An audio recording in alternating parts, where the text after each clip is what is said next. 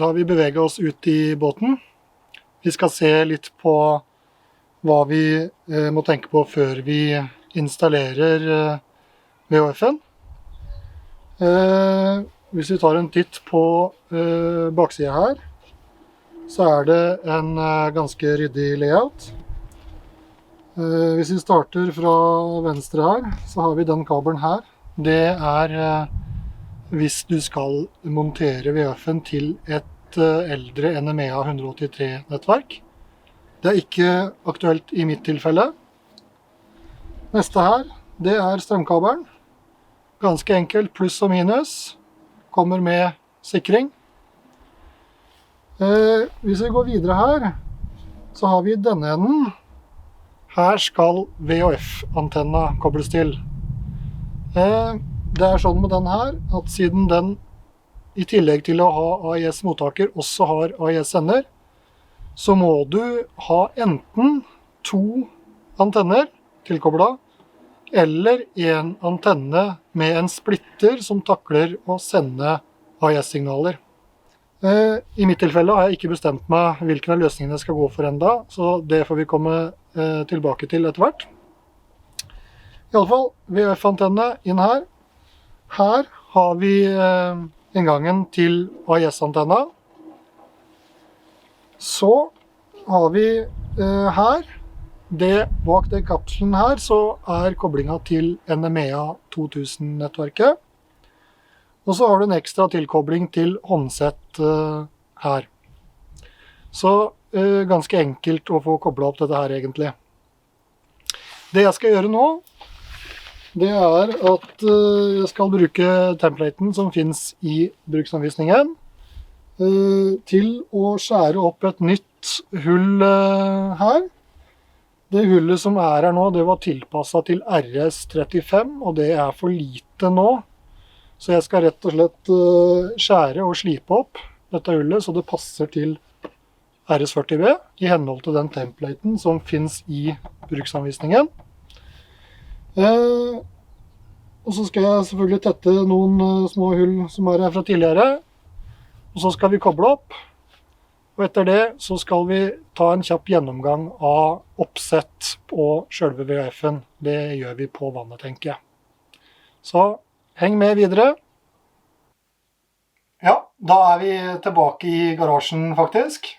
Det har gått et par uker. Jeg har grublet litt på hvilken løsning jeg skulle gå for. 2 separate antenner eller en antennesplitter.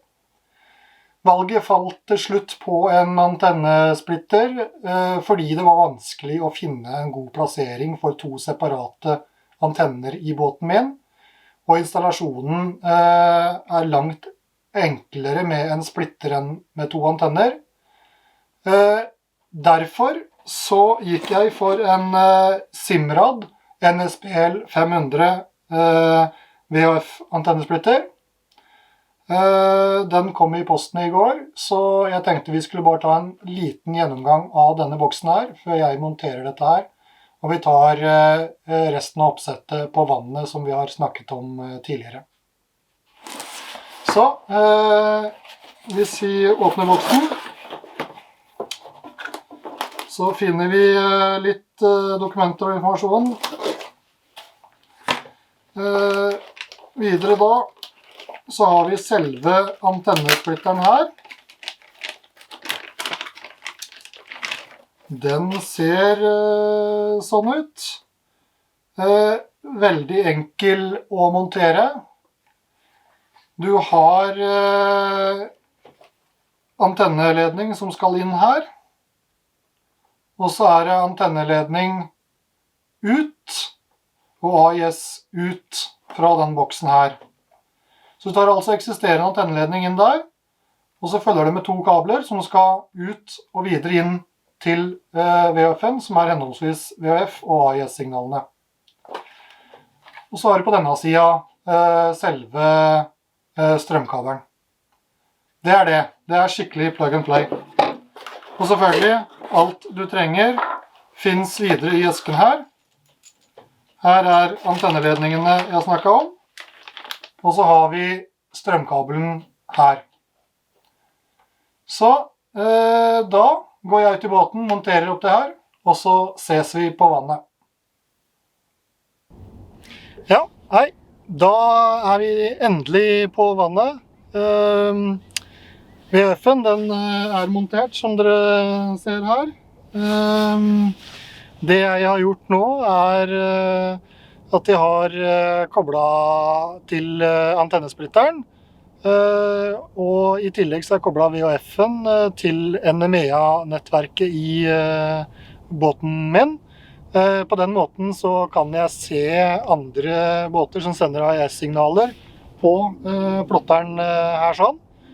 Og i tillegg så vil jo da andre båter kunne se meg. For at dette skal fungere, så er du avhengig av å taste inn litt informasjon på VHF-en. Og det gjør du ved å gå inn på menyen. Du scroller deg ned til DSC-setupen, og her taster du da inn MMSI-nummeret. Det har jo jeg da allerede gjort. Videre så må du ned på det som heter AIS Setup, og hvis vi da scroller ned til det som heter nå View Vessel Details, for dette har jeg allerede tastet inn, så får vi opp da en oversikt. Kallenavn, eller ship name, det er valgfritt om du ønsker å skrive inn. Men det du må ha med, det er som sagt MMSI-nummeret, og i tillegg registreringsnummeret på båten din. Og når alt dette er gjort, så vil du kunne se andre båter på skjermen som sagt, og andre båter vil kunne se deg. Så som en test her nå, så kan vi trykke på det symbolet, den båtsymbolet som kom inn her nå, hvis vi får tak i den.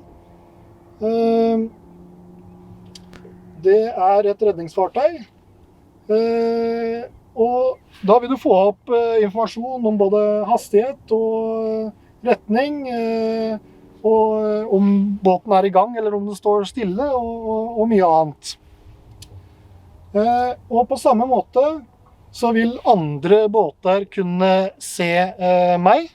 Det vi kan gjøre nå er at vi kan ta opp mobilen min her, og så kan vi gå inn i appen Marine Traffic.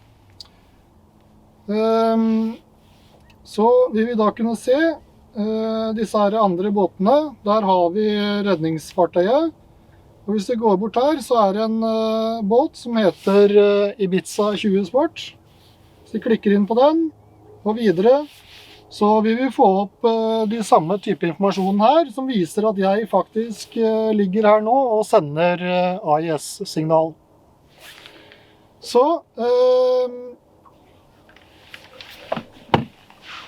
hvis du ønsker å både se andre båter og bli sett, så har du muligheten til å få alt dette her i en pakke hvis du kjøper deg en Simrad RS40B.